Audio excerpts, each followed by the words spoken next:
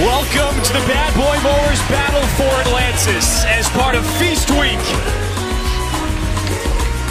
The Atlantis Resort, Nassau, Bahamas. We're inside the Imperial Arena for number 2 Arizona and SMU meeting in our final matchup of day 2. Lonely win column, 0s for SMU and Arizona. Looking for their first victory of the tournament. Both went down. SMU to Northern Iowa, who is now in the championship game. Arizona, a defeat at the hands of NC State yesterday. And with Paul Biancardi, Kevin Fitzgerald with you, our final matchup of day 2 of the Battle for Atlantis. So there it is. It's a loss for Arizona, number 2 ranked team of the country yesterday to NC State. Alonzo Trier, he's the heartbeat of the offense. He's got to take a step forward today against a tough defense. Yeah, he dropped 27 points last night against NC State, but he struggled from the three-point line. He's dangerous because he can't score the ball from all 3 levels. I expect him to have a big game tonight for Arizona. Now, out of his comfort zone in the first half yesterday against the Wolfpack.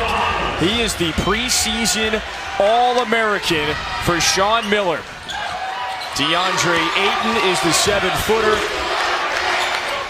who will be in the interior for Arizona, number 13 in the red. And away we go, Wildcats basketball to begin. And a quick look right to Ayton. Boy, they surround him on the interior. Parker Jackson Cartwright kept it alive for a moment. SMU with the basketball and a foul. Jackson Cartwright. He bumped Jeray Foster diving for the loose basketball. So, wild sequence right out of the gates, Paul. But if you're Sean Miller, you love the intensity by your team. You know, when you play in these tournaments, you look for bounce-back ability. Yep. Arizona was upset yesterday by NC State. Will they bounce back tonight against SMU? The first question will be their intensity. There's no question about that on the first possession. First look for the Mustangs on the offensive side. Shake Milton, the American Conference preseason player of the year. The rebound to Ayton. You're looking for the intensity. What else are you looking for Arizona? For them to get back to playing Arizona-type defense where they shrink the floor, protect the paint, communicate, and play really great first-shot defense. And what I mean by that is when the opposing team puts up a shot, Arizona has traditionally, under Sean Miller, been a very good defensive rebounding team. They were not a good defensive team last night against NC State. They scored 85, but they gave up 90. Offensive foul. And that is Dylan Smith making his second straight start. Slid right in front of Ethan Shagwa. Back to the Wildcats. Sean Miller has won almost 80% of the games that he's coached at Arizona. Can you only imagine how much he challenged this team after yesterday? Well, in light of the defensive effort you brought up? Well, we didn't see him at shoot-around today, so I can only imagine what they did in the hotel ballroom without us watching. But I've known Sean since a player at Pittsburgh, an outstanding feisty point guard, an excellent basketball coach at Xavier, brought them tremendous success. And I think he's done an outstanding job at Arizona, not only in his recruiting efforts, but 3 Elite Eights. And this could be the team, if it gels at the end of the season, to get to the Final Four. Shagwa heads to the bench immediately, 2 fouls. And we keep hearing that. Arizona has been a national power every year Miller's been here. What's different about this year's team collectively? Well, they have a difference maker when he gets comfortable right there, DeAndre Ayton. There he is. Boy, he's got great range on the baseline. The 7'1" freshman playing in his hometown. He's 7'1", but he's most comfortable at 15 feet facing the basket. Broad shoulders, great mobility, a soft touch. He's got to get comfortable with his back to the basket, and he should be the leading rebounder in most games for Arizona. Jeray Foster staring right out on the offensive side. Dusan Ristic, the complimentary 7-footer down low. You're going to get points. Arizona's going to score the basketball this year. That's not going to be an issue. There's Smith. He likes to shoot. sat out last season after transferring from UNC Asheville. An excellent piece off the bench. Today gets the start. Well, I got to see him up close at Asheville. It was outstanding in the championship game. Helped Asheville win the Big South Championship. The offensive pieces are there for Arizona, but they got to play defense the way Sean Miller wants it. This is not the start you want if you're SMU.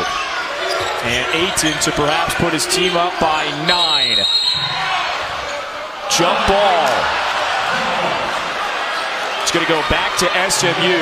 Tim Jankovic's squad down early. This is his second season. Last year won 30 games. Ran through the American Conference. Great measuring stick to see what they can do against the size of Arizona. Well, Tim Jankovic led SMU not only to the regular season championship but the conference tournament. He's kind of ditched the traditional lineup of 2 bigs. He's went to a versatility small ball lineup. He's going to see the pack line defense that they saw last night against UNI. That's the way Arizona plays defense. They're going to have to make some outside shots and score at the rim against the massive size of Arizona. That was the problem. SMU was 6 of 21. That's it from downtown. So Meligu with the first basket on the other end. Smith is taking his shots early. Foul underneath, and it's the first on Everett Ray. The freshman has been in the starting lineup, has earned his minutes for SMU. And Sean Miller said it. We can't score 84 points and lose like we did yesterday against NC State. And credit the Wolfpack. They played really hard. They got some easy baskets. I'll tell you what, NC State played with more urgency last night than Arizona, as did Tennessee against Purdue. And we saw this in the earlier game. Western Kentucky, just played with so much passion. And Purdue played with passion when they felt like it. Well, you can't be a feel-like-it team. You got to be an everyday team. SMU faithful with a nice cheer for Akoy Agal. He just saw number 23 in the white check-in. He is back from an illness and has had him sidelined for the first few games. There he is setting the screen. He played 2 years at Louisville, then a year at Georgetown. He gives the Mustangs some much-needed size. Jimmy Witt is a great rebounding guard, and he finds Ben Meligu. Three-pointer goes down. Well, 80% of the shots for Meligu are threes, so you got to take away his space. Great pass. Parker Jackson Cartwright answers from the corner. Talking about shooting it well from the three-point line. Parker Jackson Cartwright. Now this guy's the leader of this team, but he can really stroke it from 3. 71% coming into the battle for Atlantis. Probably shouldn't leave him that open. Not at 71%. Arizona up 7. The triple goes down. Alonzo Trier with the drive. Sucks in the defense. Parker Jackson Cartwright for 3.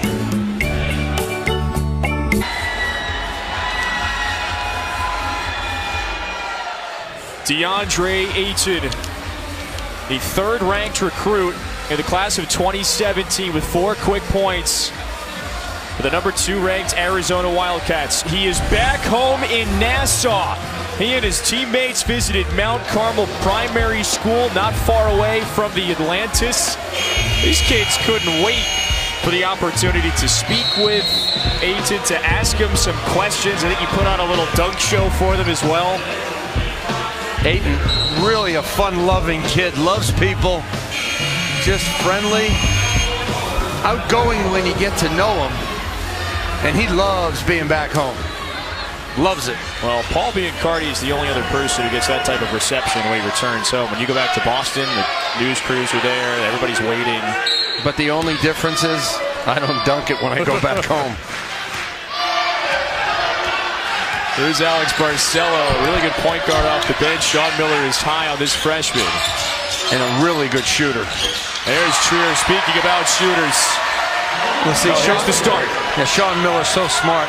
understanding Alonzo Trier needs his shots from different spots on the floor. Dribble handoff at the free throw line. High percentage shot. Set play. Knocks it down. See the defense by Arizona. It's packed in. Yep. So SMU has to do the same game plan they had last night. One dribble, kick it. One dribble, kick it. And keep moving the defense, because that is a big defense, especially in the back line. Ayton snatches that in the blink of an eye. You have to respect that 18-footer. He will hit it. And right in a moment, gets down the lane and at the line. Well, DeAndre Ayton, as I mentioned earlier, he's very comfortable and confident facing the basket. He can shoot it from the college three. I mentioned his mobility, the ability to put the ball on the deck, and how about the footwork to spin in the lane as a 7-footer. It's not just Ayton. We mentioned Alex Barcelo, and Emmanuel Acott is on the floor. It's in a 5-man class that you've got ranked 3rd best of every college in 2017. Because Ayton is the superstar, but Randolph, Acott, Lee, Barcelo can all contribute this year in different ways. Barcelo's the shooter. Lee is a terrific energy rebounding guy. Randolph, 6'5", big, who can stroke it. He's just a freshman, but he's going to be very good at Arizona. Barcelo gets over the screen, quick down the alley. Acott had it momentarily. You see the hard drives by SMU. NC State really drove Arizona last night. SMU with the same game plan. Ira Lee blocks the shot, leads the run out, and Trier, that's a mental mistake. He took some steps, but this is a 10-point lead for Arizona. Grade the urgency. They are shot out of a cannon right now, first few minutes. Well, coming into the battle for Atlantis, Arizona offensively, they haven't had a high assist rate on their field goals. Early in this game, they have 3 assists on 4 field goals. It may sound like a minor stat, but it shows they're ready to share the basketball. They're very unselfish. Trier sits down. He is healthy and has expected a full season ahead of him. Missed some time 2 years ago after breaking his hand. Was, of course, suspended for the first half of last season. It's a luxury to have him for an entire year. Back out to Milton. 5 to shoot. Milton may have been bumped. And he was on the baseline. That's the second team foul on Arizona, and they whistle Acott his first personal. When you look at the defensive possession that time for Arizona, Ayton a freshman, Acott a freshman. It's hard to get freshmen to rotate defensively. They have a tough enough time guarding their men and seeing the basketball. Arizona good on the perimeter that time, but not in the post defensively. And you can liken that back to yesterday. That's where NC State scored a lot of its points. Inside. They almost outscored this monstrous Arizona team in the paint yesterday. Another late shot clock situation. And Meligu, not a great look, and Arizona forces him out. Forgot to box out Elijah Landrum, though. Good follow by the freshman from Tulsa. Just an alert play by Landrum. Foster picks it out of the air. The three-point specialist knocks another one down at Meligu. He's big, he's strong, and he can stretch the floor. He's only about 6'5", 6'6", but he's really put together with a sweet stroke. Wide frame, too. Yeah. Acott's answer off the mark. And Lee had it jarred loose. So a burst of momentum now for SMU. They're going to need these type of runs. Landrum for 3.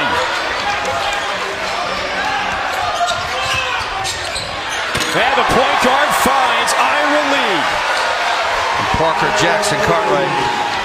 He makes this team go offensively, and if you leave him alone, he's going to make you pay. There's athletes, there's size, there's skill. It just all has to come together in time for Sean Miller. Milton at the basket and heading to the line. Well, that's a big-time take by Shake Milton. You're looking at 6'5".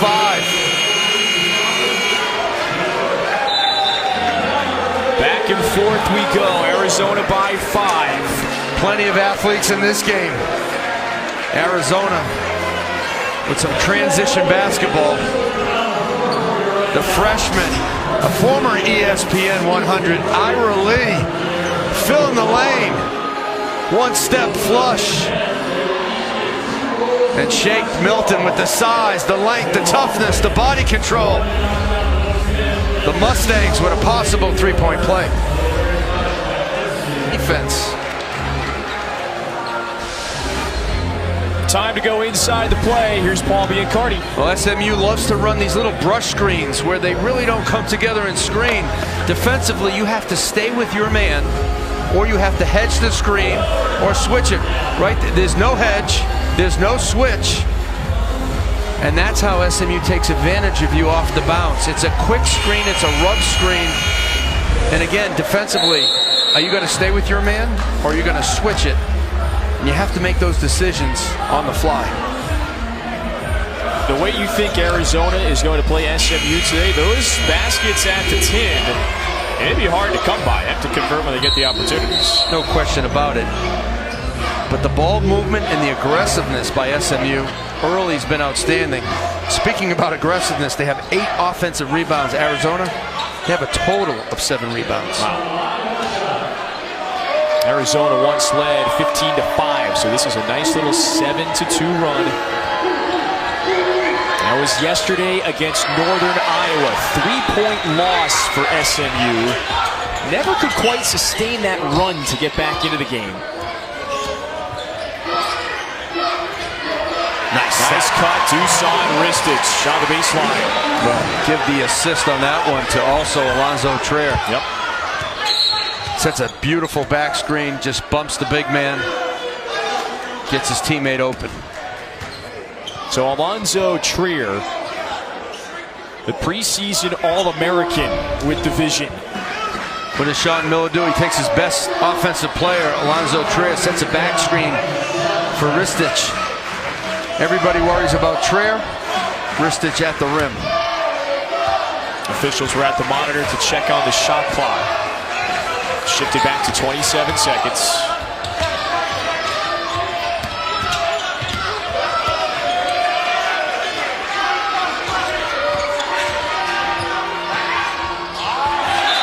Trier gets that long paw out and knocks it away. Late the shot clock. Well, that time it was good ball screen defense by Arizona.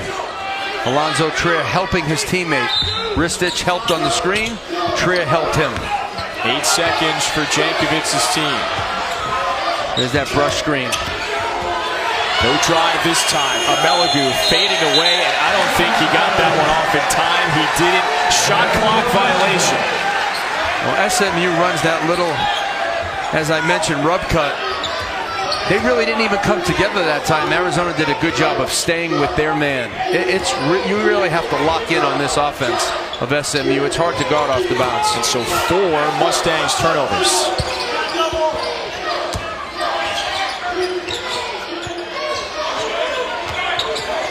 Jackson Cartwright, he's a great distributor. Don't forget, he can hit from outside. Made 7 of his 10 threes this year.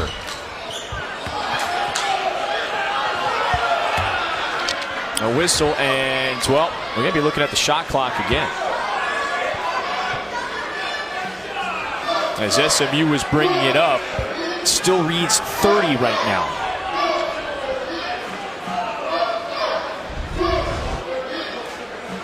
.11:09 in the first. Arizona with the lead. The second-ranked Wildcats fell yesterday to NC State. SMU looking to bounce back after the loss to Northern Iowa.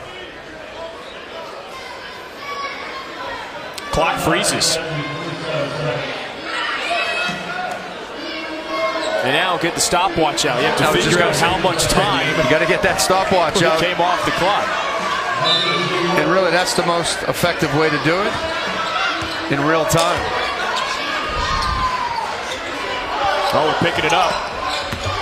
11 to go. Meligu coming off the screen, had time to set his feet. A reach in on Trier. That's a big-time rebound by Alonzo Trier. The guards have to come down and rebound on long shots. Even though you have Ristich as a 7-footer, Pinder in the game, power forward about 6'7". The guards for Arizona, Trier 6'3 plus, Dylan Smith 6'5". They got a rebound. Another foul on SMU. That's Ben Meligu. Talking about this depth, Arizona's still playing without Raleigh Elkins. Big part of their team, brings a physical presence on the perimeter, an improved shooter. Could be a really good lockdown defender. Played his high school basketball at Christ the King. On the conference all-freshman team a year ago, and it's just about at that 8-week time frame. His broken foot severed in September. He should be coming back within the next couple. There's Ristich. I tell you what Raleigh Elkins brings this team. He's a competitor. He does not like to lose, and he'll let his teammates know about it. Well, he's had 24 hours to pass the message along. Well, it's a lot easier to pass along when you're on the court. That three goes down, and Meligu, you got to find him now. 3 triples. Look, you got to find him, and then you don't leave him. You give too much help off of him, you're going to pay. And that's helped SMU stay in this game. 6-point ball game. Ristich lost it. Here comes Landrum.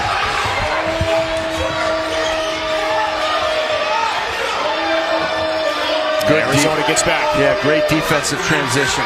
Everybody communicated, found a man. SMU has to reset. Foster, good-looking stroke, and he bangs it down. When this SMU team can make the outside shot, which they do, they average 10.5 made threes per game. It sets up the drive, interchangeable parts. Players from 6'5 to 6'8, they're hard to guard. That's a carry. And he did that last night against NC State. Alonzo Trier had the same carry on the same side of the floor, the left-hand side. Cannot put that ball to rest in your hand when you're trying to beat the defender off the dribble. 6 turnovers for Arizona. 11 points for Meligu. He's number 21 in the white. The rest of the team, 3 of 15 from the field. SMU has weapons. Foster, Witt from the mid-range. Shake Milton is the most dangerous player. Meligu obviously is a guy you cannot leave for open shots. What he does is he stretches the floor, allows his teammates to drive. 4th team foul a moment ago was on Alex Barcelo.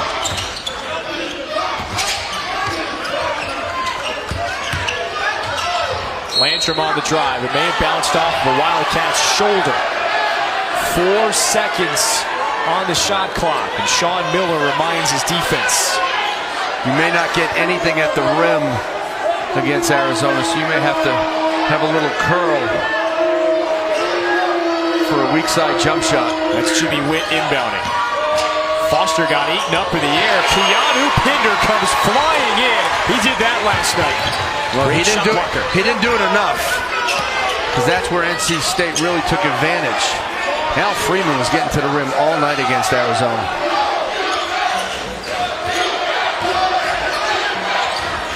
Smith pulls it.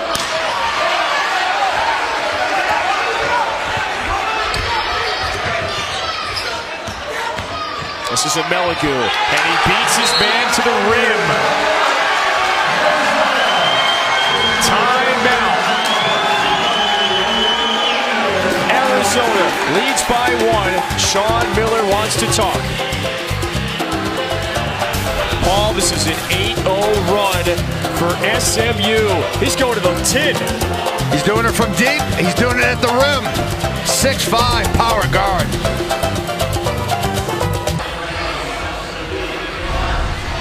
This is Feast Week on ESPN. Earlier today in the Bahamas, Villanova and Tennessee physical battle, Paul. Well, Tennessee came out strong against Purdue with the upset. They were strong against Villanova, couldn't hold on. Jalen Brunson scores 25. The Wildcats are into the championship. Northern Iowa giving NC State everything it had, and Taiwan Pickford scored 18 points. A late run, Northern Iowa wins by 4. So there's your matchup. Villanova, Northern Iowa, Jay Wright and Ben Jacobson, two really great coaches in the respective conferences. That's at noon Eastern on ESPN2. So Carl Ravitch and Dick Vitale have that game for you to crown a Bad Boy Mowers Battle for Atlantis champion. Mikal Bridges was sensational for Villanova. He's played tremendous here in the Battle for Atlantis. He could be the X factor in that game. I don't know if UNI has anybody who can really cover him at 6'6", 6'7", with the versatility. Yeah, if you have not seen Mikal Bridges play yet, carve out some time at noon Eastern. I would put Pickford on him with that size and strength. It's going to be a great matchup of guards, three-point shooting. Bennett Cook inside, first team Missouri Valley Conference preseason. You got Amari Spellman.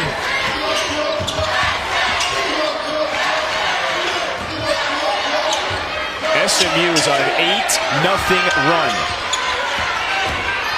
DeAndre Ayton winds up on Ben Ameligu, and there's the long reach affecting the shot. Yeah, tough matchup for Ayton against a smaller guard, if you will. He did a good job moving his feet. Trier into the lane, fouled by Douglas. DeAndre Ayton is 7'1". He's going to have to cover somebody who's 6'7", 6'8", away from the basket, move his feet, and he needs the help from his teammates. So you've said it. It could be DeAndre Ayton, it could be Michael Porter Jr., could be Marvin Bagley III. One of those three names could be called #1 overall next June. When did Ayton burst onto the scene growing up here in the Bahamas? Well, I didn't see him until he came into the States. And once he came into the States, I believe he was 14 years old, he became quickly the #1 player in his class based on his athleticism, his performances were just dominating against kids his age at his size. Great skill. Stayed at #1 in the senior class. Then Michael Porter passed him, and then when Marvin Bagley reclassified, he passed them all. Good look on the drive. Foster was aggressive, and it's Arizona basketball. Foster didn't like the call. Ayton said, growing up, playing the game of basketball, said I stunk, but he was a 6'8", 12-year-old, so he's stuck with it. I'm going to tell you something about DeAndre Ayton. If he can turn his motor on and keep it on during games, he can be as good as he wants to be. There's not very many players in the college game, and even the pros, that have his body with his skill level and mobility. But he knows that he doesn't play hard all the time. And he's playing for the perfect coach who's going to demand it every possession in Sean Miller. And it's Sean Miller over near that Arizona bench. Landra misfires.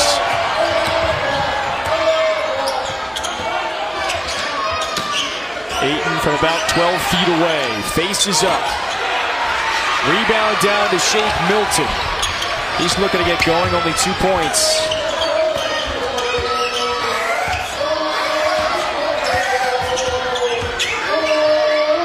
There's Jimmy Witt. SMU ahead by 1 with 6:05 to go in the first. A 10-0 run. And it's the penetration game for SMU. So they're getting into the defense. They're getting in, they're getting deep, and they're finishing. Ira Lee with good position, and the freshman contorts his way up, held on to it just the right amount of time. How about the pass by the 7-footer? People don't realize how skilled DeAndre Ayton is to pass it, to drive it, to score it. He's just got to put it all together and play hard no matter what. Oh, collision at the rim. Ameligu is on the way up. And the foul against Ira lead. Well, DeAndre Ayton with the IQ to lift it over the defense. Ira Lee, strong, physical, wide shoulders. Good job sailing his man. Great pass by Ayton. You know, with this guy, it's all defense. I mean, just look at him. Look at DeAndre Ayton. Broad shoulders, long arms. What is it, 7'4" wingspan.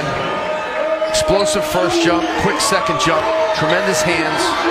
He has all the measurables, but he will relax on defense, and at times he won't run the court. He should be blocking more shots and rebounding more balls, especially on the defensive end. He only has 5 blocks in 5 games. But he went for 27 his last time out against NC State. He is whistled for the moving screen. SMU ball tied up. No, that was a great call by the official. Watch Ayton. Sets the screen, and he just wipes out the defender, does not allow him to go under the screen. That is a moving screen. Going up to Milton, finds the basket. The preseason player of the year in the American Conference stays here. Watch this cut. Off of 2 high screens. Defense chases. Lee does not communicate on that back screen. He doesn't call it. He doesn't help out. And the pass from Jimmy Witt. But that's a freshman, Ira Lee, in the back. DeAndre Ayton, freshman. We're talking about freshmen. It's a fantastic class, but nevertheless, their biggest learning curve is on the defensive end. Thank goodness it's only November. Well, the expectation couldn't be higher. So number 2 sitting next to Arizona's name. Trier. In rhythm, Lee with the board. And that's what he does best, Ira Lee. Gets you second possessions. Jackson Cartwright whistled on the way up. You know, whether you're Matt Painter or Sean Miller, 2 outstanding, successful head coaches, you're still putting your team together in November. You have that bullseye on your back. You're ranked. You have top recruiting classes. These guys understand it's a process as a head coach. Your team gets better over time. You have the preseason, you have the conference season, and then the postseason. A lot of time to improve and get better. And both of those teams went on summer trips, so they got 10 days of practice. Arizona in Spain, SMU going to Canada. You bring up a good point. This is November basketball, and well, the first big upset is going to get talked a lot about because it's the first one. Arizona falling to NC State yesterday.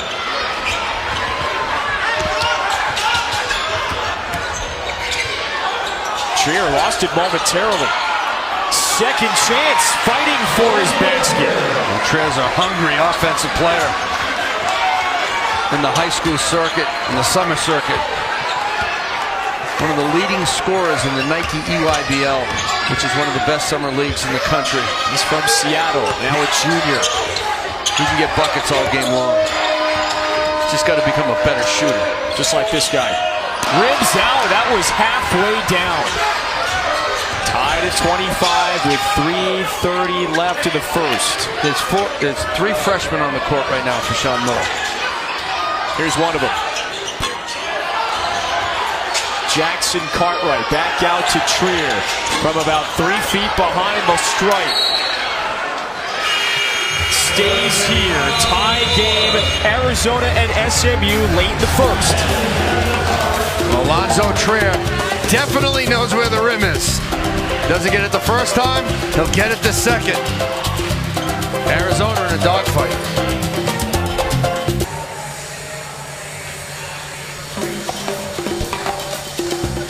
Just gorgeous anywhere you take a walk around the Atlantis Resort. Bad Boy Mowers battle for Atlantis. Our final game this Thursday, Thanksgiving evening. So thank you for finishing up your Thanksgiving holiday with us.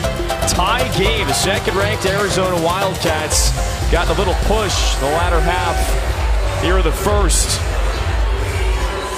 Well, Paul, DeAndre Ayton is so skilled. When you look at what Arizona has done today, they're struggling to shoot from the outside, and It's got to be just get it right back to Ayton, right? But the question is, where do you want him to get? Well, it's easier said than done to throw the ball into the post, especially when the defense is converging when he touches the basketball. I love Sean Miller's schemes of putting Ayton 12, 15 feet away, facing the basket. He's got a beautiful touch. I think you're going to take Ayton outside, setting ball screens and dribble handoffs, and then bring him inside. He's got to work harder for the basketball. There's no question about it. He doesn't post up hard. And his teammates have to make some outside shots to stretch out the defense. You see Sean Miller goes right into him on the timeout. And right there on the pass, they double. Trier the three. But that's what has to happen when you double team DeAndre Ayton. He throws it out, ball gets skipped. Somebody's got to knock down the open shot. Alonzo Trier needs to make that shot all season long for Arizona to be great. And Parker Jackson Cartwright, we know he can shoot it. Alex Barcelo can shoot it better than he has been. So there's a couple of shooters on this team. Foster with the reverse. But he has asserted himself these two nights in the Bahamas. Junior from Houston now guarding Ayton. He rolls back to the basket. Yeah, he's got one in front. He's got another one waiting for him. Look at that. Offensive foul. It was Milton that slid in. That's experience on the weak side. The defense is fronting or siding. Ayton catches it. There's another defender waiting for him. He's got to pull up even sooner. In fact, he should pass that basketball. There'll be an advantage on the weak side. He's just a freshman still learning those things. He's so eager to help his team, and he's so excited that he beat the first defender. But in college basketball, there's somebody always waiting for you. In high school basketball, that person who's waiting is not stepping in for charges. In AAU basketball, there's not a lot of defense. So what you do in high school, you can't always do in college.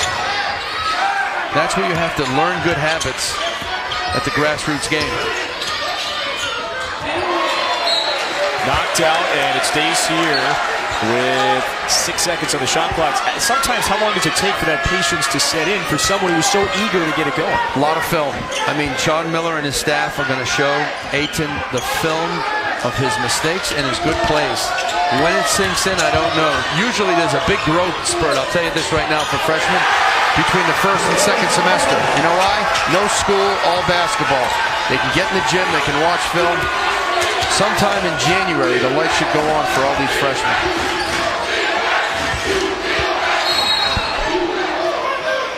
Whistle on the interior. Here's Austin Carroll, who's film coordinator for the Wildcats.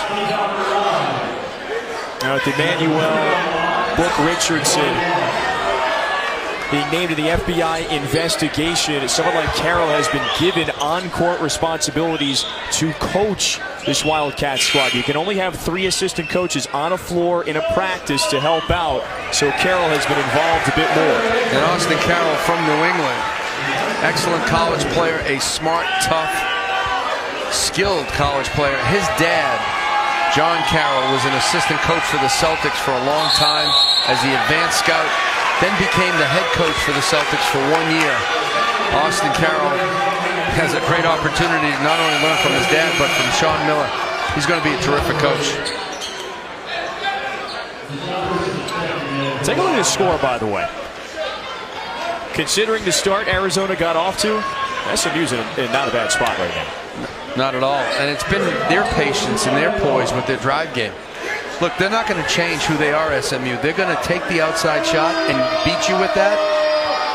They make 10.5 threes a game, and then as soon as you come out, here comes that drive game by that 6'6", 6'7" versatile athlete. It's small ball at its best, and Tim Jankovic decided, you know what? I'm going to ditch the traditional way of playing.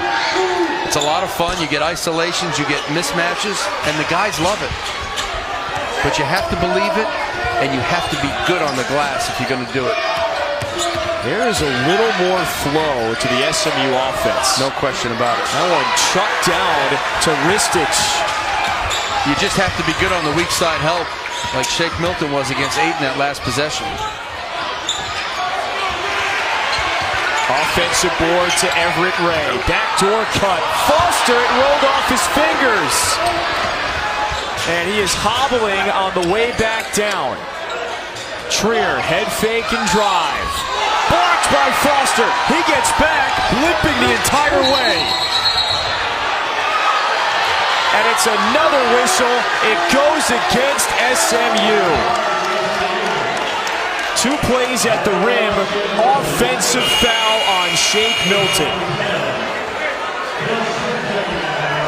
2 golden opportunities for SMU. First, Foster with the missed layup. Then Shake Milton with the offensive foul. I didn't see it from this vantage point. And Milton's frustration, clearly you could see it on his face. And perhaps for good reason. Shake Milton, the open floor. Ball's in his right hand. Let's see his left hand. He just crossed over the defender. Are they saying when he put his left hand on Jackson Cartwright's shoulder, maybe that split second? That would be the only indication. He took that ball, he took a big step. Tried to get some momentum to the basket. Watch this. He tries to get momentum. It's almost like a Euro step. He goes inside, over. I think it's when he put his hands on Jackson Cartwright's shoulder. There wasn't much there. That was a natural play to the basket. Trier has the last 7 points for Arizona. Wildcats shooting about 48% from the field. Dangerous skip pass, they work it into Foster. Some second chances for SMU, can't convert. The size of Ristic. It's hard to see the rim. This is the 7-footer from Serbia. Played in now more than 100 games for Sean Miller. And SMU is going to get the ball back. At a 7 or 8 second differential. Tied at 30 late in the first. Smith hesitation. Second look. Ira Lee.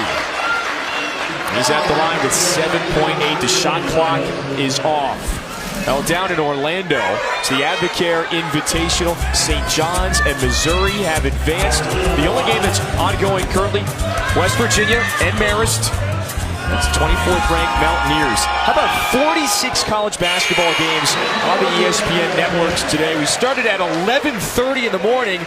We're going to go to about 3 a.m. We got games on the West Coast. And let's do it again tomorrow. Yeah. You know all about that. It's so much. I mean, just us and shoot around today. I mean, we have not seen the beach. We have not seen the nightlife, but we have seen the gym, and we've seen every team here practice and play.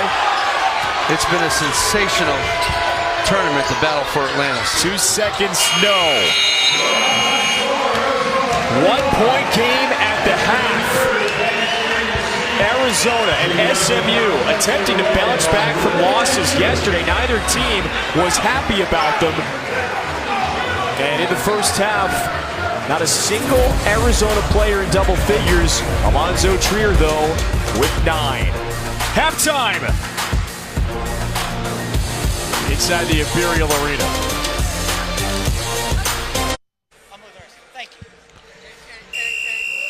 Back in the Bahamas, the second half about to begin in just a bit.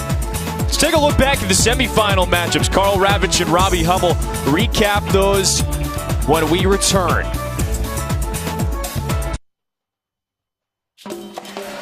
Paradise Island, and in the background you can see on the right-hand part of that screen Atlantis, and that's where this Battle for Atlantis, the Bad Boy Mower Battle for Atlantis, is being played. And you had Purdue in this tournament, you had Arizona in this tournament, you had Villanova in this tournament, and only Villanova is going to play in the championship game. And who are they taking on? The Panthers of the University of Northern Iowa. Yeah, and I mean, they got it done today. They just hung around and stayed with it, and NC State just never really put them away. But Tywan Pickford, my goodness. 6'4" guard goes for 18 points and 18 rebounds. knocked out some threes, got to the rim, did a little bit of everything for this UNI team. And I really thought he kept them in the game, Carl. I mean, he was so crucial for them when they were struggling to score. He kind of just kept them around. Yeah, and there's a great example of what he does. He cut in front of a 7-footer there.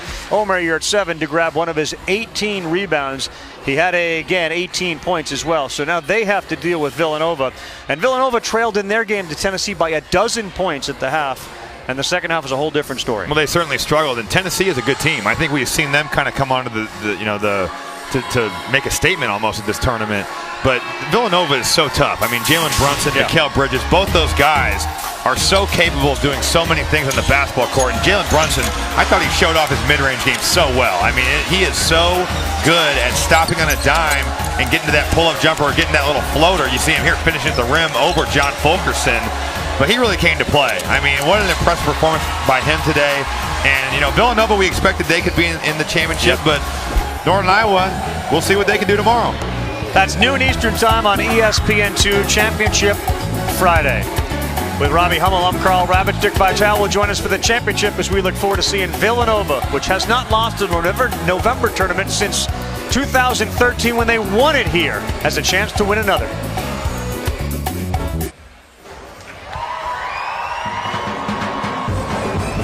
That's how you keep a crowd in the arena at halftime. Excellent work before the second half gets going. Alonzo Trier, the junior, NBA talent, said, I'm coming back for my junior season. 27 a night ago, 9 tonight. First half highlights, start of the second when we come back.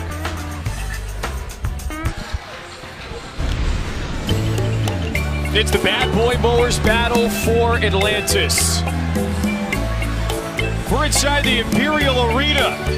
Number 2 Arizona with a 1-point advantage. Getting a test from SMU, being pushed for a second consecutive night.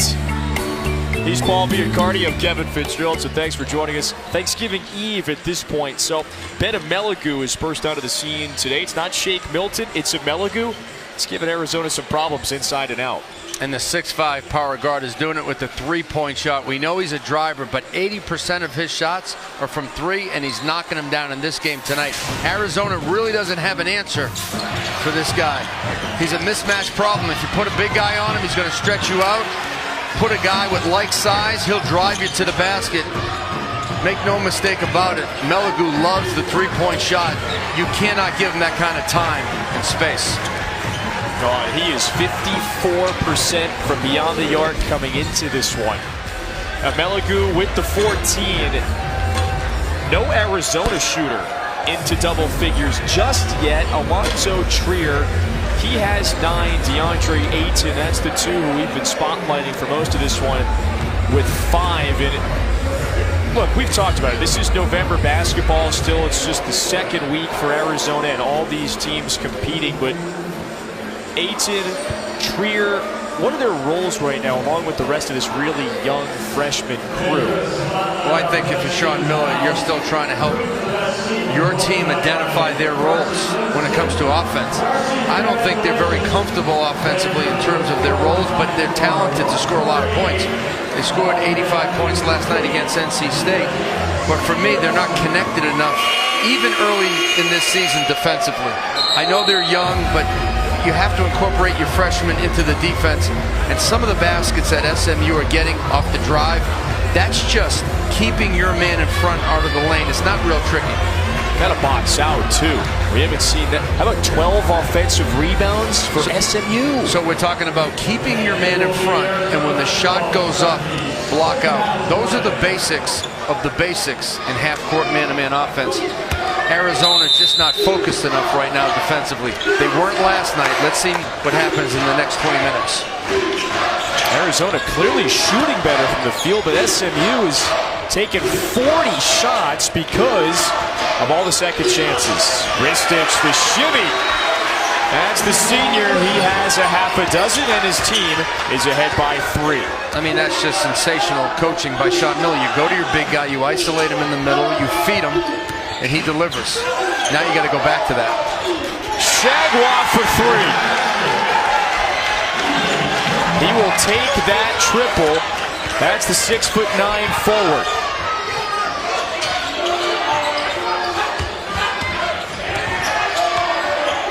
SMU was uncomfortable offensively last night.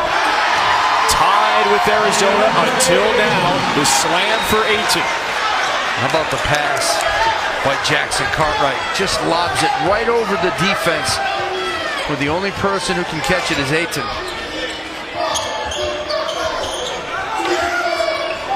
How about another? Shagwa, back-to-back threes.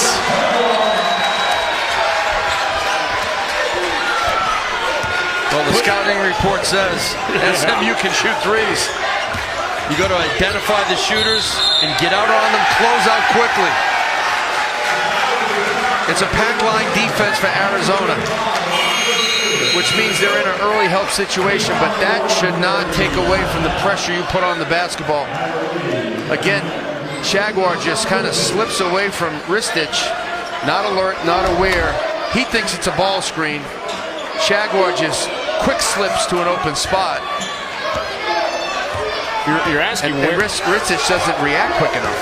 And Paul, if you're asking where was he, remember the 2 quick fouls in the first half, so Shagwa barely played. Jimmy Witt into the lane, and Parker Jackson Cartwright with nice timing. He just glanced at his head coach. Sean Miller calls it out, the defensive look. SMU to inbound.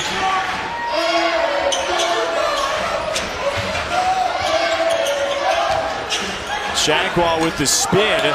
Maybe didn't need to. And here comes Arizona. I'll tell you what, that was just a quick slip ball screen. Arizona was lucky SMU didn't score. You saw Ira Lee just fall down. We have seen plenty of players slipping on this court the last couple days. Trier, nice stroke. That was clean in terms of his stroke. It wasn't forced. It came within the flow of that ball screen. He recognized he was open and didn't hesitate. So why are NBA scouts eyeing up Trier this season? Because he can score from the outside, off the dribble, which is hard to do. He can catch and shoot. It's terrific from the pull-up, and he gets to the rim. It's like Shagwa here. All of a sudden, Ethan Shagwa, the freshman who has looked very comfortable to start the year. Great pass. Yep, that's to Ayton. Swatted away. Shagwa and Foster were in there, and it's going back to SMU. Last touched by Ayton. I tell you what else scouts love about Alonzo Trier, his ability to create fouls. He lives at the free throw line in the college game. Now he's going to have to polish up all his skills. He's at about, what, 6'4"? That's not great size for a 2-guard, but that's where he has to play. Way short. And Shagwa goes right down the lane. Then he's got a chance for the traditional three-point play. Welcome back, Ethan Shagwa. He was sleeping and he woke up. And Shagwa with the 3. Then the quick slip in the drive. I mean, part of his offense, though, is the lack of awareness by Arizona. That shot missed. No Arizona player on the defensive glass. He drives to the basket. There's nobody stepping in. It is not a connected team right now defensively. We just spotlighted the offensive rebounding, 2 quick ones in the second half. And when you watch a Sean Miller team over the years, they always guard you and they rebound. This team will do that in time. Just needs a lot more practice. Ira Lee was open. Instead, it's on the other side of the floor. Jackson Cartwright to Smith, who was trying to leave it for Lee, and Lee just fell again at the same spot. He's got to hustle back. And he hustled back, too. Shagwa, it was down and out. Keanu Pinder, and he kicks it out. Dylan Smith has not been on with that 3-point shot. He's got to look to move the ball or drive it and maybe settle into more of a wide open 3 as opposed to a shot that just comes kind of quickly in the offense. Foster to Amelagu. Maybe another. Jams it down. And he's flexing. Look at him flex back on defense. Largest lead of the game for SMU, up by 7. Timeout, Arizona.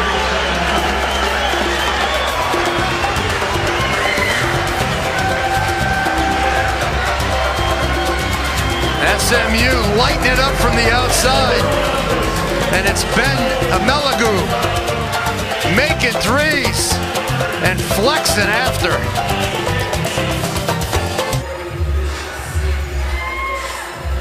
It's SMU with a 7-point advantage over Arizona still early in the second half. The freshman from Tulsa. Welcome to the Atlantis, Ethan Shagwa. Stepping out, making threes. Then he misses this one. Oh, sorry, he made that one. Scores on the drive. Second chance point right here. This team likes to flex after they score. And you know what? They should. They are putting the ball in the basket. They are the more aggressive team offensively.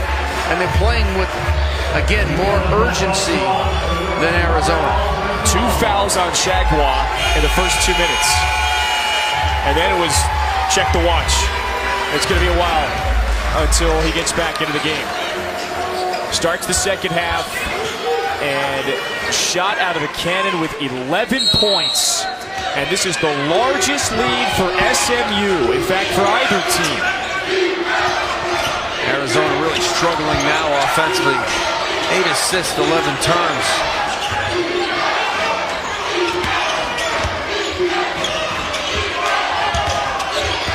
Trier is trying to create, and Amelagu jarred it out.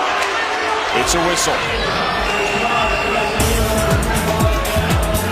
Stepping aside for a timeout. Come back after this.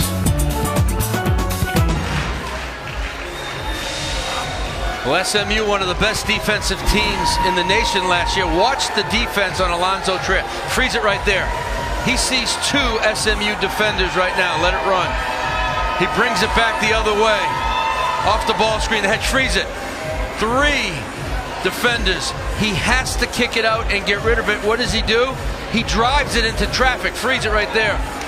4 SMU defenders in the paint. Alonzo Trier has to make that pass.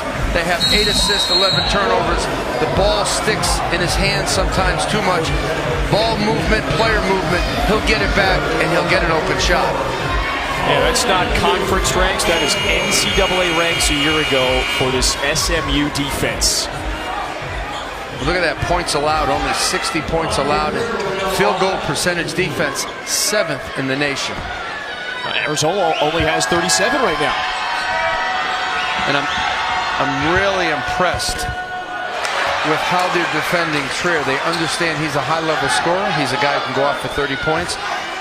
He is seeing 2 and 3 defenders every time he has the basketball, and he's not moving it so the defense can load up against him. This has been a tough 2 days for Alonzo Trier. He scored 27 last night, but he didn't make a 3. He has seen. Now he's going to see defensive coverages where there's, you know, 2 guys on him, bigger length, taller guys. He's got to adjust. And I really believe if he gives it up, he'll get it back.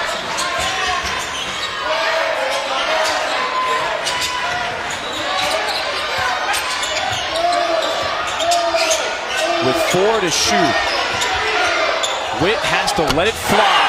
They are falling tonight for SMU. How about the extension on that shot? Jimmy Witt got way up, high release, high extension over the defense. See, 3 dribbles and he picks it up, Trier. The best way to score is to move the defense. You move the defense by cutting, screening, and passing the ball. That's how you score. Goes in on 3 white jerseys that time. Stays with Arizona.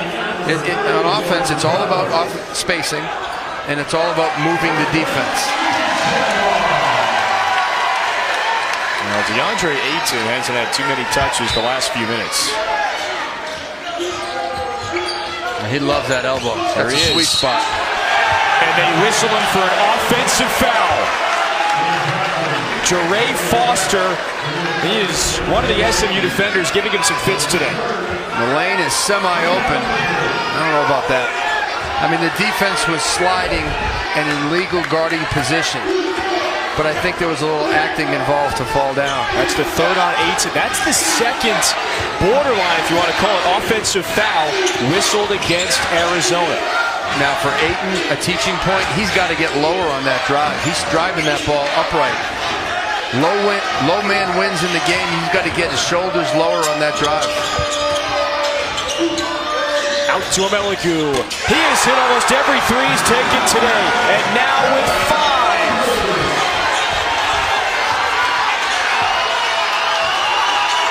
That man is hotter than a day in the Bahamas. Wow.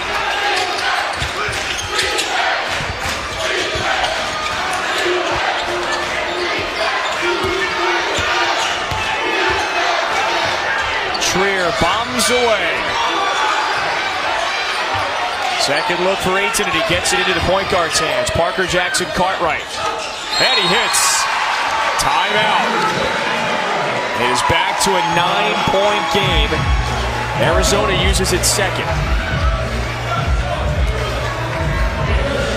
Well, for SMU, it's been the 3-ball all game. Ameligu just feeling it tonight, and give his teammates credit. They're finding him. They drive to suck in the defense. And Trier goes to help. Don't leave him open. Scouting report defense, you know what? Just stay on that drive and make SMU finish at the rim. The Mustangs 8 for 16 tonight from 3. And you see 4 in the second half. I mean, if you look at the defense, and Sean Miller will show his team this, Trier really didn't help, and he certainly didn't get out to the shooter in time. So he was in no man's land, and you got to make a decision to be, if you're really going to help, then get in there and help, or stay out and shoot him. But he's playing gap defense the way Sean Miller wants it. He just didn't close out quick enough.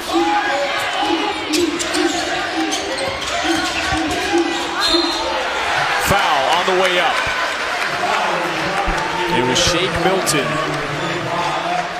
And a foul goes against Arizona. And this is an interesting contrast, too. We're talking a lot about Trier. Shake Milton has not had to take a lot of shots tonight. Now his teammates, and one in particular, Ben Ameligu, has helped fill in the gaps. But on the other side, and that shot clock is winding down, and Trier is taking it and going.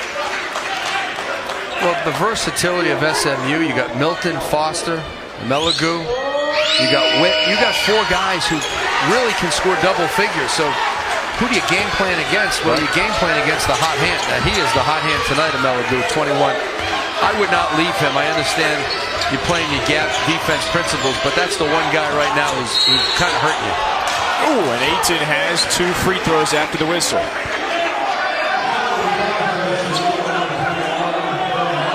Ameligu has 20 points in 25 minutes. But he was just whistled for his 4th foul. Tim Jankovic. He just had to get pushed back to the coach's box. The extended coach's box, by the way. Up to 38 feet. Now, I think he is asking our officials to go to the monitor and check who that foul is on. He doesn't believe it was Ameligu. Well, if the officials absolutely know who it was on, they're not going to go to the monitor. If there's indecision, they'll go.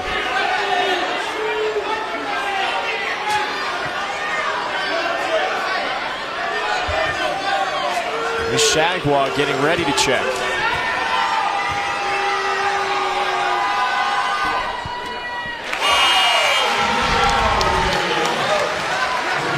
Post feed to Ayton. He splits the double. I didn't see a foul on anybody. Yeah, it didn't look like it was Foster. I'll say that. I have no foul on that. He split the defense, and really I didn't see anybody make contact. Unless they called Foster for just kind of bumping him underneath. Well, and that sends 20 points to the bench with 13 minutes left. Arizona has to dig in right now. They need some stops in the worst way.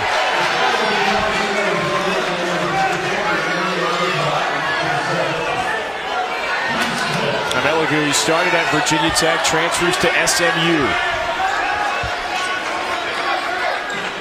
And his team has a 9-point advantage over Arizona. The whistle a moment ago on Emmanuel Aycock. Shot clock reset to 20 seconds on the inbound.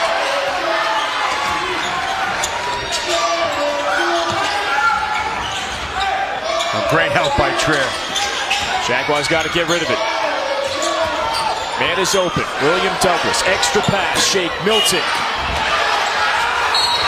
Douglas whistled. Hopefully that's a lesson for DeAndre. Don't bring the ball down below your chest level. The lower you bring that ball, the more of an opportunity for the guards to strip it.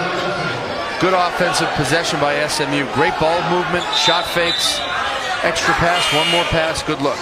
You've been saying that all night. It's been a beautiful offense to watch. They really spread the floor with 5 guys basically outside the three-point line. The paint is open to drive. What a difference 24 hours makes.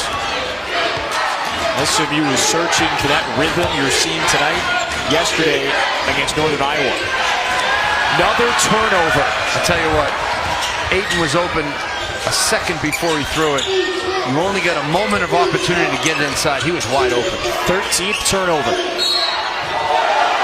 Foul on Arizona. Maybe Keanu Pinder again. And that would be the 6th team foul on the Wildcats. Next foul by Arizona, SMU shooting. And there's 12:05 left. I'd drive it right now and try to pick up a foul so I can be shooting the rest of the half. There goes Witt. Offensive foul, though. And look who it is. Pinder comes in. Great job by Pinder. Here comes the drive by SMU. Pinder steps in, sacrifices his body for the good of the team. That may spark the Wildcats.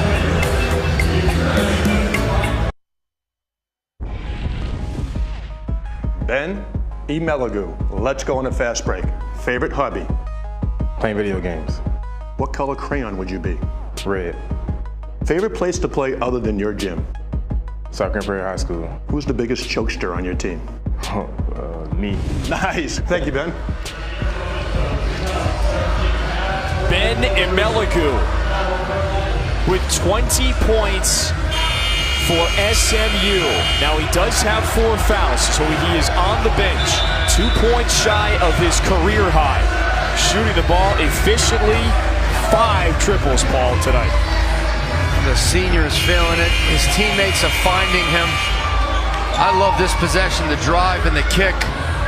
That's where we talked about Trier maybe not getting there soon enough. Maybe not, should have not even left him, but Meligu, the release is so quick. In his mind, he's ready to shoot the basketball, and that's half of being a good shooter. The other half is confidence. Trier has plenty of that. He has big-time confidence, and if you're SMU, that's the one guy you don't want to see get hot, because he'll beat you from the 3, the pull-up. He'll create fouls, and he is terrific in transition. Ayton doesn't even give Foster any time to breathe. And Barcelo picked up his dribble in transition. That's the 14th turnover for Arizona. That's the freshman from Chandler, Arizona. He brought this up a couple times. Identity, especially on the offensive side for Arizona. We've been doing this. This is 2 weeks into the season. Things are still coming to form. Still trying to get their offensive rhythm, their offensive flow. Barcelo is just overzealous and excited.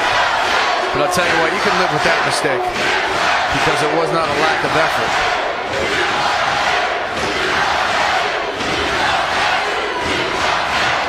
It's hard to find a more passionate fan base around the country. We've got some, it's either sweat, some sort of liquid on the court on the other side. That's wiped up, so here we go.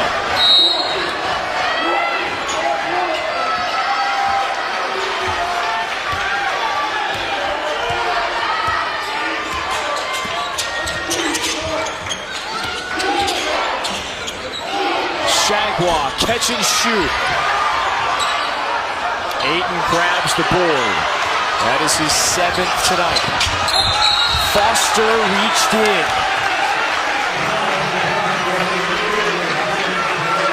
Only the first on the 6'6" junior, who has had the toughest task of guarding DeAndre Ayton at times tonight. Tim Jankovic's team leads by 6. If you're Arizona, you're looking for Trier.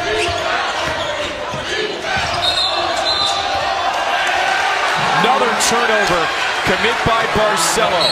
That is the 15th Arizona turnover.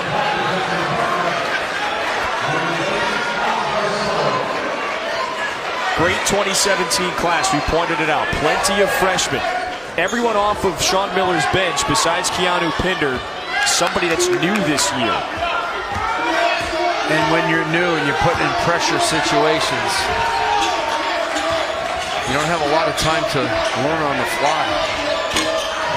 Milton shot off the mark. Ayton rips it down. And another rebound. Back to back. He has 8. You know, that one possession you turn it over could cost your team.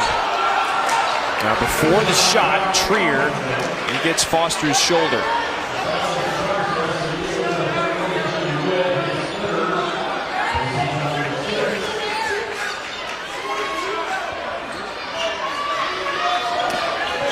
Part of the foul is on Jimmy Witt. So still just 1 for Foster.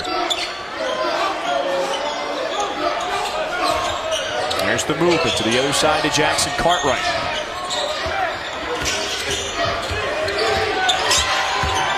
Boy, Ayton has good position and they feed it down. Keeps the ball high and scores. That was the best offensive possession, I'll have to say, for Arizona this year. I haven't seen all their other games, but the ball movement, the dribble penetration, the skip, it was outstanding. Wildcats within 4.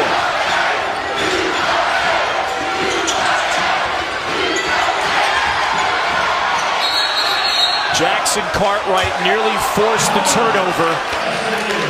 Stays here. Watch this offensive possession. It already got swung. There it goes to the corner. The lob. Ayton begging for it. Knows what to do with it at the rim. But prior to that, there was a couple of ball reversals. There was a dribble penetration. The ball moved so fast the defense couldn't catch up. That's the result. Timeout taken by SMU on that scrum. 7-0 run for Arizona to get back within 4.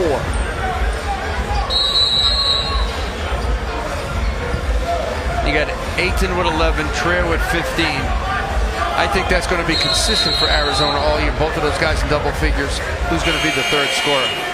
I think it can be a great question. I think it can be Parker Jackson Cartwright without question, because his ability to shoot the ball and facilitate, but he's smart enough to know when to look for his shot. He could be that third scorer for this team, and they need that.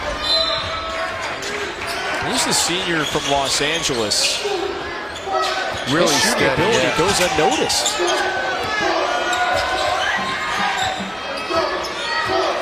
Ethan Shagwa into double figures. Hit a couple threes right at the start of the second half. Shake Milton. Still free. Pinballs to Pinder. 4-on-1. Trier takes it himself. Emmanuel Acott played great defense one-on-one that last possession. Check him out on Shake Milton right now. He's 6'7". He's long, he's athletic, 24 in the red. He's playing some defense. Trier nearly flicked it off of William Douglas's lower half.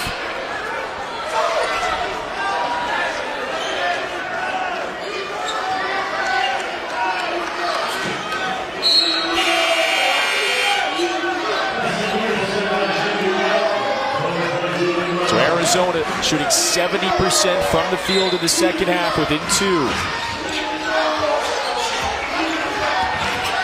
Wildcats led by 1 when it was 37-36 and trailed since.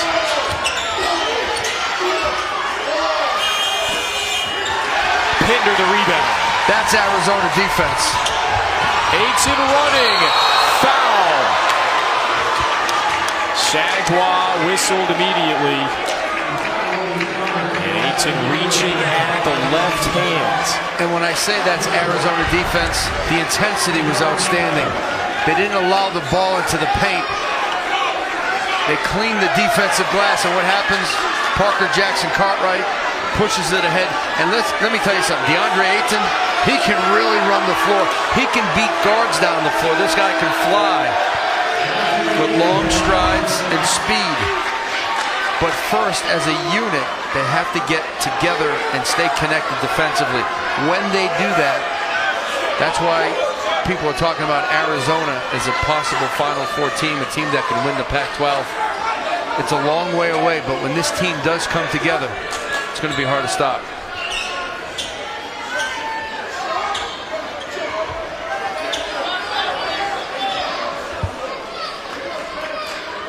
Sean Miller in Arizona reached the Elite Eight in back-to-back seasons, 2014, 2015. That's not enough. They want to go Final Four this year and championship. 1-point game, Paul. The fans always want more. If you go to an Elite Eight, they want a Final Four. When you go to a Final Four, they want you to win a national championship. When you win that, they want you to win another one. Sean Miller has taken this program to tremendous heights. And he's been so consistent. And let me tell you this, his brother Archie is going to do an awesome job at Indiana. First season in Bloomington. It's an 11-0 DeAndre Ayton and Alonzo Trier run. Rebound Ayton. Trier sidesteps his man, making a 13-0 run. Timeout on the floor, whistled by our official. There is some liquid on the opposite end. Little break of the action. Arizona has not got many fast break points tonight, but they've got about 4 or 6 in the last couple of minutes. And it stems from the defense. Once they stop, they push, they run, and they finish as well as anyone in the country. This team wants to get up and go. There's only one disclaimer. You have to play defense first. And Ayton has been a man on the glass. Last 3 defensive rebounds, he's gotten them all. Akon. Pinder had it. It's out of bounds. And SMU basketball. Mustangs have missed 9 straight shots.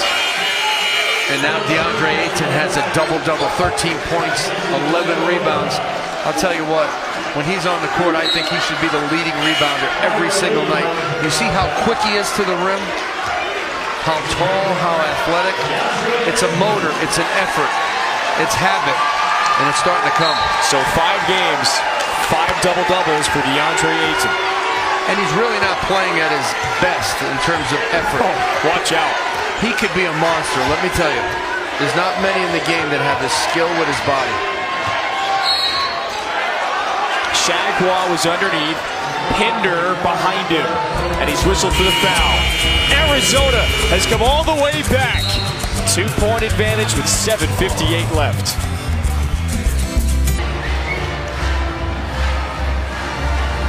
The Bad Boy Mowers battle for Atlantis, our final game today.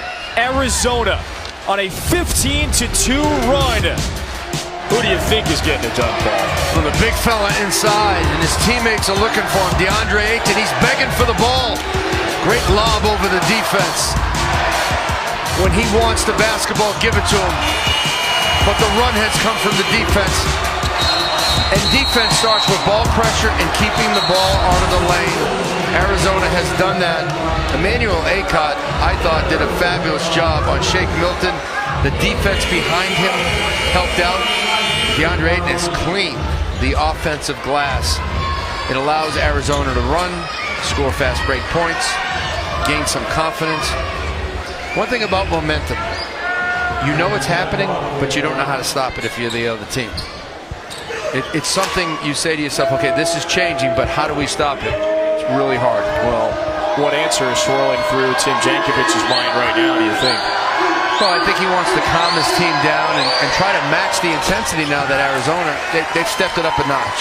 So if you're SMU, you got to respond to that intensity, and that's what college basketball is all about.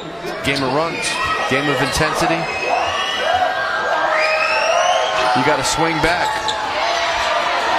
Amelagu goes on the bench. That really hurt them with the three-point shooting as well. He has 4 fouls and 20 points.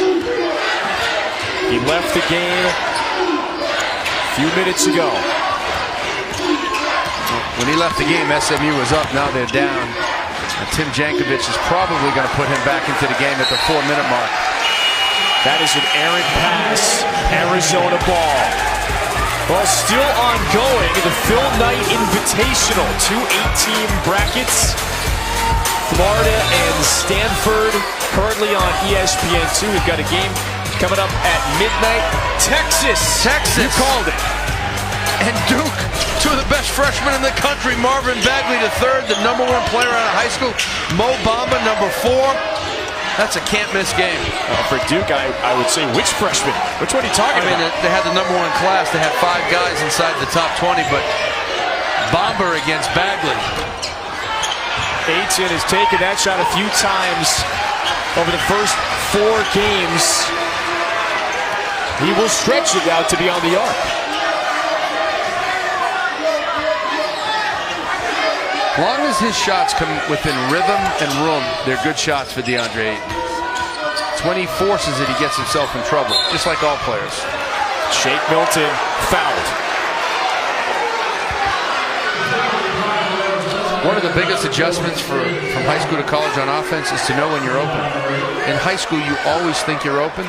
In college, you're only open for a second. And if you don't take advantage of that opportunity, you end up forcing shots, and that's when your percentage goes down. Now, this guy's been the Energizer Bunny.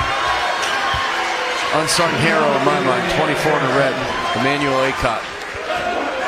Defensively. That's the freshman from Manitoba.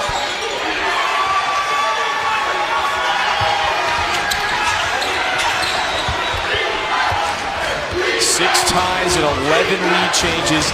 SMU is up by, at one point, 11. Trimmed to 1. Going to Ayton. He tips it to himself. Pinder can't follow. And a whistle. It's a foul, and it's on SMU. Pinder picked up a second offensive rebound, and on the way down, bumped. Parker, Jackson, Cartwright just got thrown a little bit higher so DeAndre Ayton doesn't have to gather himself. Fight for the ball. Pinder's been outstanding, just working the glass. See, when you're throwing it to Ayton, you can throw it as high as you want because either he'll get it or it'll go out of bounds. And I'll tell you what, he can catch bad passes outside of his area.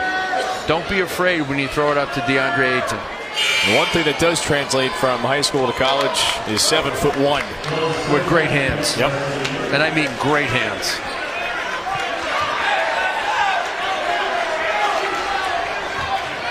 .21 in the white. You saw Ben Amelagu check back in. DeAndre Ayton's squad down 1. Offensive board. He comes flying in. That's the talent of DeAndre Ayton. Quick to the rim. Explosive. While everybody else was watching the ball off the rim, he was finishing. Double-double, 5th straight game. Foster for 3. And SMU starting to go cold from beyond the arc. And DeAndre Ayton starting to control the glass, which he should. Shot blocked away. In transition, Milton's basket counts. Shake Milton. Watch this offensive rebound by DeAndre Ayton. Gets in between 3 defenders, 2 hands with the slam. Welcome home, DeAndre Ayton. Shake Milton in transition. Loves that big step. Just glides to the basket. Soft finger roll. High-level plays.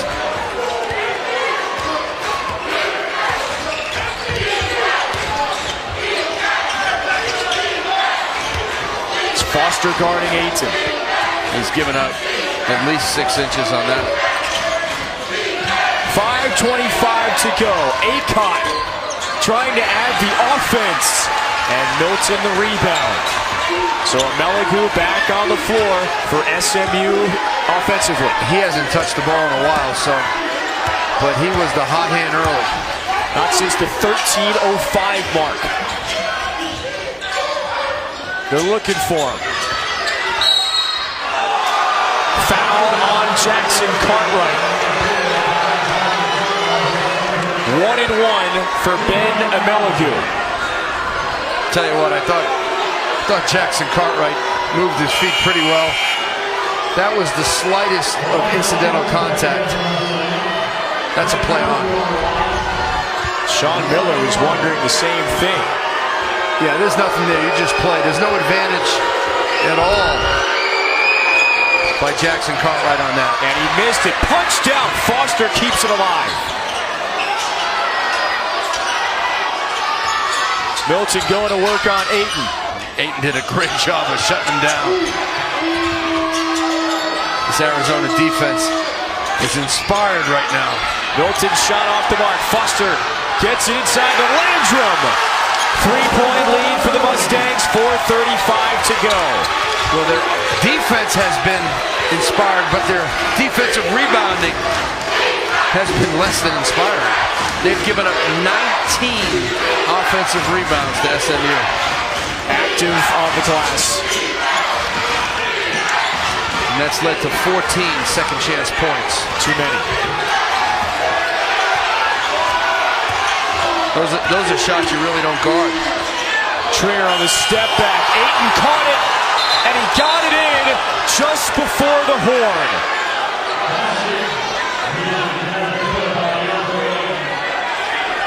Our officials start to walk towards the monitor. He caught it right at the rim. And one official underneath that basket said, bucket is good. They're going to look to see, did he release it? He catches it. Did that leave his right hand before the clock hit 0? Well, it's the clock and then it's the light. Let's take a look. Okay, the ball's out of his hand.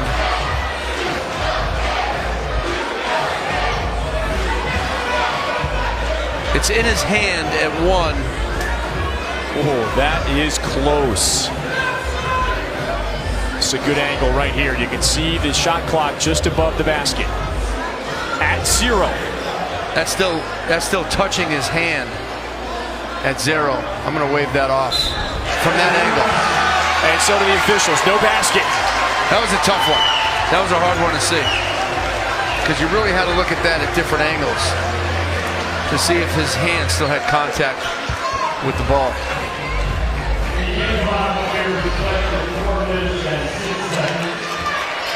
Officials also put 2 seconds back on the clock.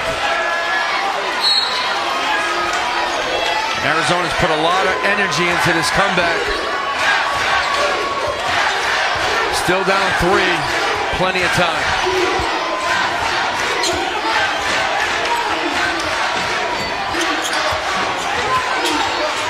Milton going up to Jimmy Witt.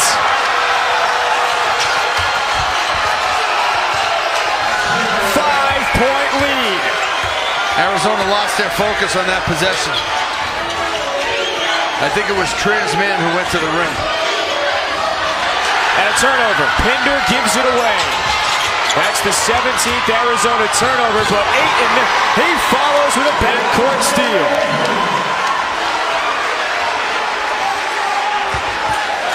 Arizona within 3. Jackson Cartwright sticks his nose in there to force that turnover.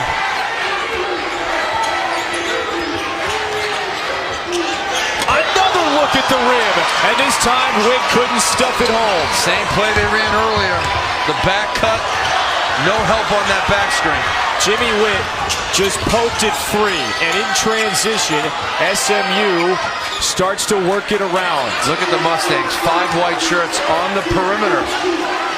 One under the basket, Foster almost had a layup. Watch the spacing by SMU. They really spread you out. Try to drive you, kick you, find the mismatch. 4 to shoot. Milton gets in, leaves it for Witt. Blocked away by Ayton. Shot clock violation. Arizona ball, 2:26 left. Jimmy Witt throwing it, finishing it upstairs. That was from Shake Milton. But DeAndre Ayton has been a man in the second half on the defensive glass, blocking shots and rebounding. This time he picks up the loose change, brings it home.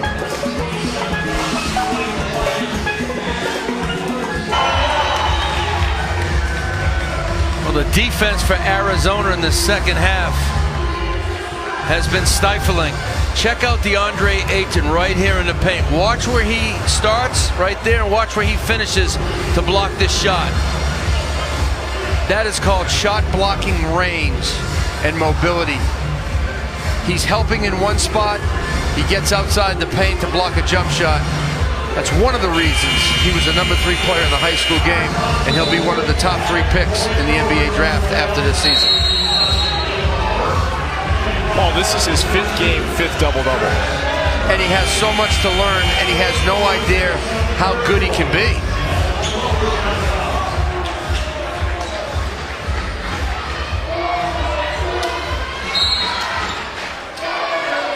He's got the footwork of Keem Olajuwon.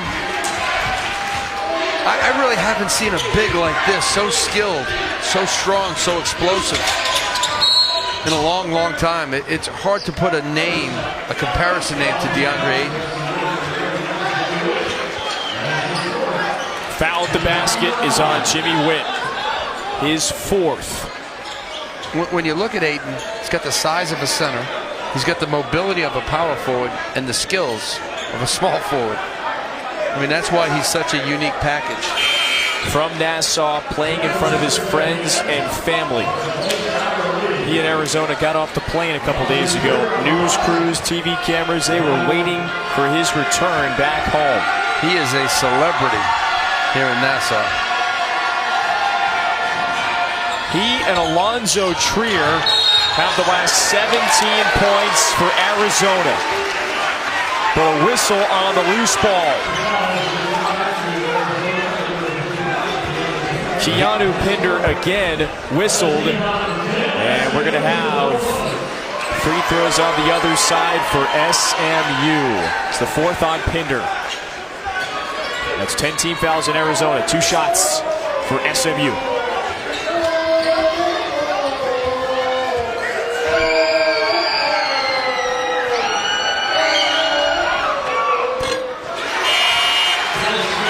Now for Arizona, this next offensive possession.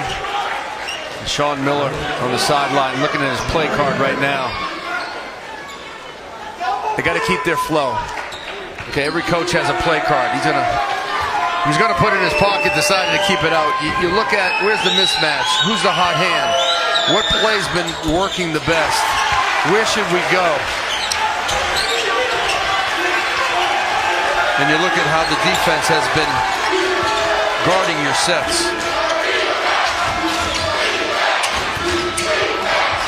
SMU defensively has been so active. Landrum flies down. Jump ball, and the possession arrow favors SMU. A rare smile on Tim Jankovic's face. There's still 2:05 left. Took over for Larry Brown a couple seasons ago, and he's worked for some great coaches. How about everybody getting in on this to wipe up? It looked like a dance. I feel like running out there now. You should. How about Tim Jankovich worked with Eddie Sutton, Oklahoma State, was an assistant with Bill Self to Eddie Sutton, and he worked for Bill Self, played for George Raveling at Washington State, played for Jack Hartman at Kansas State, worked with Larry Brown. I mean, Tim Jankovich has a resume and a half in the college game. He told us he's got the best page of the game notes.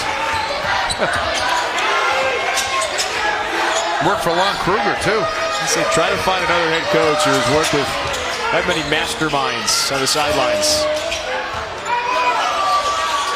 Shake Milton. Well, SMU struggled from the field in the second half. They're going to shoot 2 free throws the rest of the way, up 5. And another pass given away. 20 Arizona turnovers. We may be looking back at that number at the end of this one.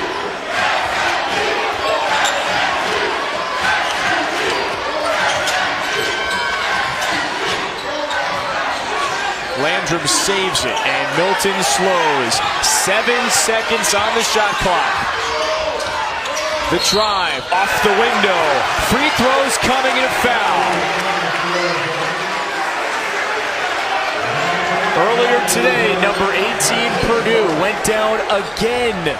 Western Kentucky victorious. And number 2 is up against the ropes. Consecutive nights. SMU just moves the basketball around. They recognized that Ayton was on Shake Milton. They gave him the space. I thought Ayton did a pretty good job moving his feet, keeping his hands up. But Shake Milton, because he's experienced, knows how to draw that contact and get to the line. Villanova and Northern Iowa in the championship tomorrow, noon Eastern on ESPN2. You don't want to be the team to go home with 3 losses. Arizona calls timeout, down 7, 106 to play.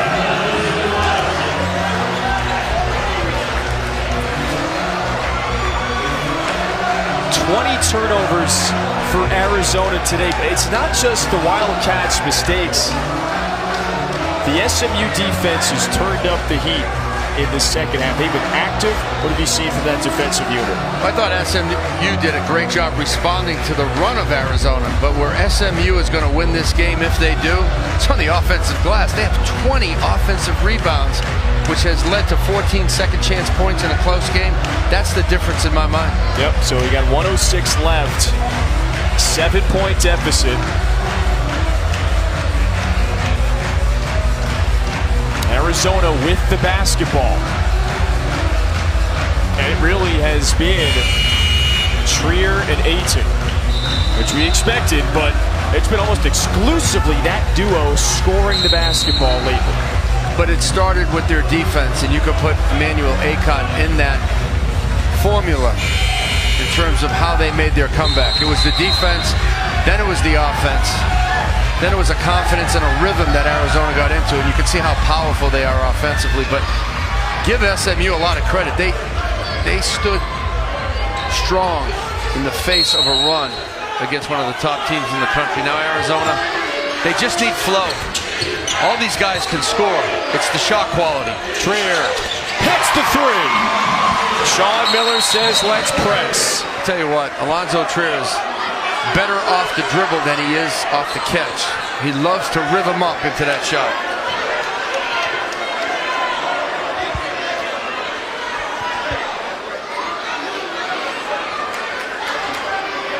Two officials, Clarence Armstrong and Antonio Petty at the monitor. Looked like Trier was behind the line. I thought it was clear that he was from 3. So the shot goes through. Pretty clear with 1 minute on the clock. Right now, scoreboard reads 58.9 seconds. So the clock may have run an extra second after that shot goes through. So when the ball goes through the basket, that's when the clock stops. The officials are trying to get that exact time. And what this does is it gives a timeout to each team right now to put a couple of plays in down the stretch without having to look back and talk to their coach. They can put some strategy in right now. And Sean Miller in Arizona, they need to stop. Well, he called his team over immediately. He recognized this was a chance. Set something up. Now, a lot of people say, well, you want to follow the worst free throw shooter. That is a good strategy. But with less than a minute and 2-possession game, I think if you're going to foul, well, first of all, you don't have to foul right away. I think you're going to see a trap by Arizona. I think they're going to look to try to get multiple traps, force a turnover right here, and then play it out the rest of the shot clock.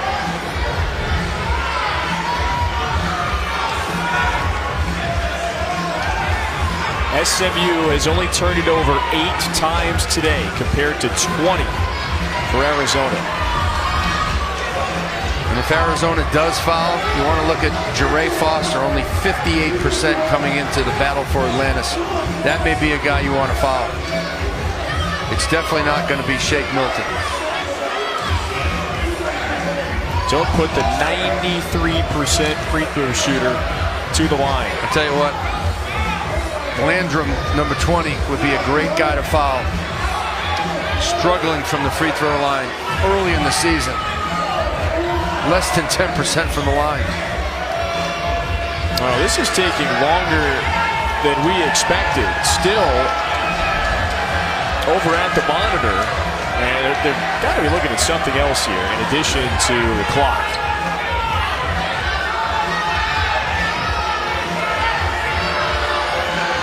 And at this point, both teams are out on the floor. They're set up. They're ready to go. SMU was up by as many as 11 in this game. Arizona came all the way back. SMU up by 7 though now.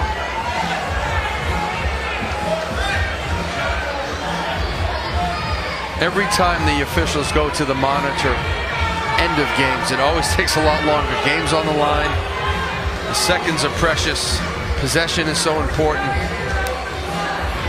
Well, for SMU, you have Witt, Milton, Landrum, Foster, Amelagu, who has hit all those threes, but still stuck on 20 points. And then for Arizona, Pinder, Acott, Ayton, Jackson, Cartwright, and Trier.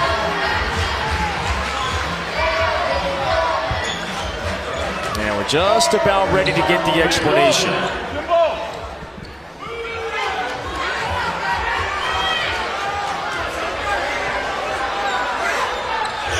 So the clock has been set to 56.9.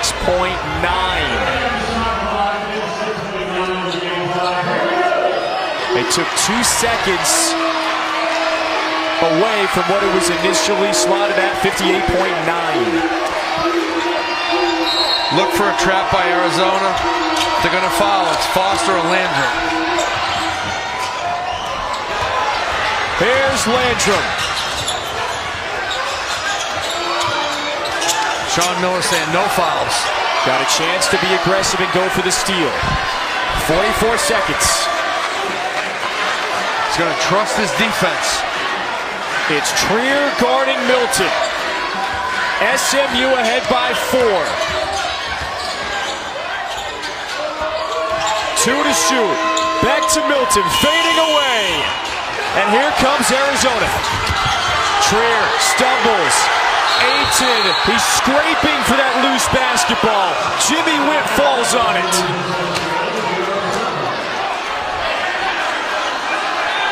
Tremendous hustle by Witt. Ayton. Trier just lost it. Shake Milton A little incidental contact, and I think Trier wanted the foul, but with Ayton, everybody goes down. We got the best mop-up crew in America out there right now. Towels everywhere.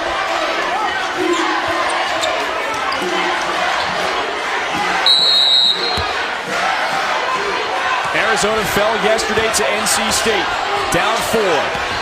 No timeouts for the Wildcats. Trier lets it fly. Strong. Ball is still free. And Meligu on top of it. Timeout taken by SMU. 8 seconds left. Mustangs ahead.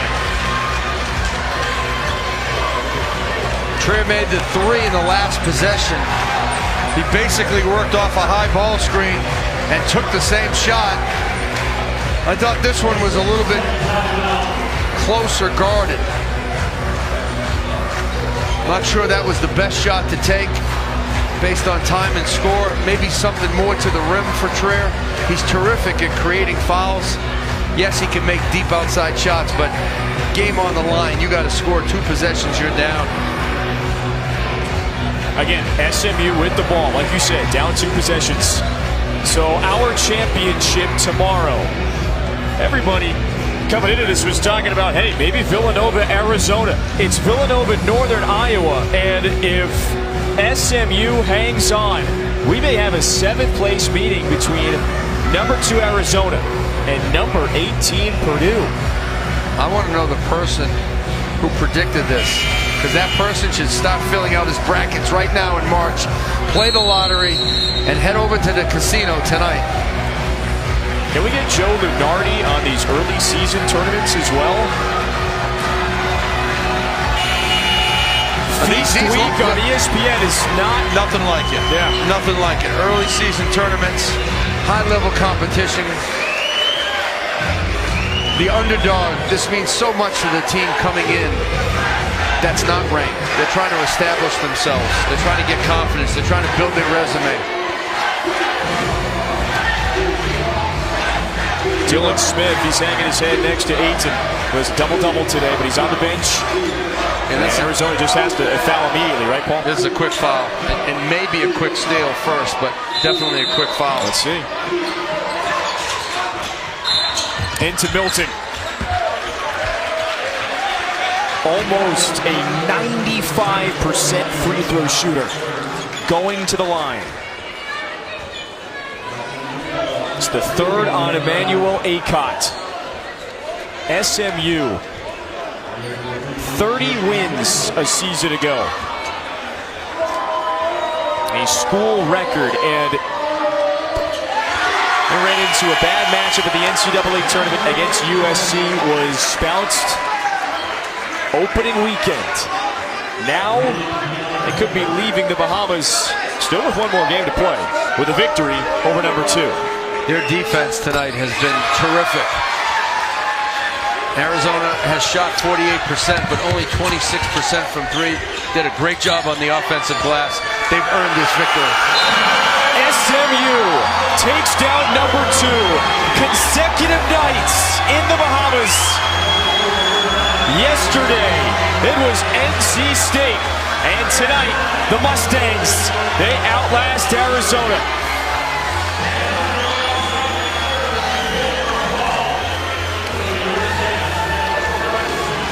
Shake Milton and SMU, they hit their free throws down the stretch. They played defense. They were active tonight. They had 3 guys in double figures. It was Ben Meligu making the 3-ball, taking the lead for SMU. Shake Milton comes up with 14.